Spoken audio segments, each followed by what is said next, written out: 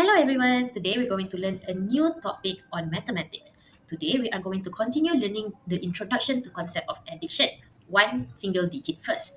So we have learned of addition of items. For example, I have two fishes and three fishes. If I were to combine them, I'll have five fishes. Now, how do you transfer that addition into written format? Right? We're going to learn that today.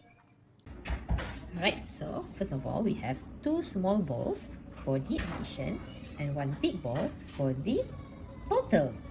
And I have prepared the written format. So this is the two small ball and this would be the big ball. Two small ball and the big ball. So how do we transfer them? First ball have two fishes. Second ball have three fishes. Good, we write them like this. Two fish, three fish. Then what do we write here? We mix them up. How many do we have? 1, 2, 3, 4, and 5. Good. We write. Oopsie. We write 5. There you go. This is simple addition. How do we transfer this to long addition? First box, second box, and equal sign for the total box. There you go.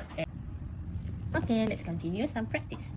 So again, you have 3 boxes for the simple addition and 2 boxes plus an equal sign for the long addition. If I have 2 cloth bag and 1 cloth bag, we write it like this. 2 and 1. And then for the total, you write when you add all the cloth bag into one big bowl. Good. Now, let's transfer. Good. This is how you do addition. Let's go on with another example. I have good fluff ball, mini fluff ball. 5 and 5. We can write it in this way.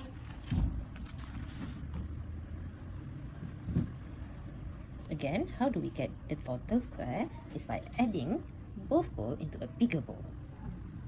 Good. This is 10.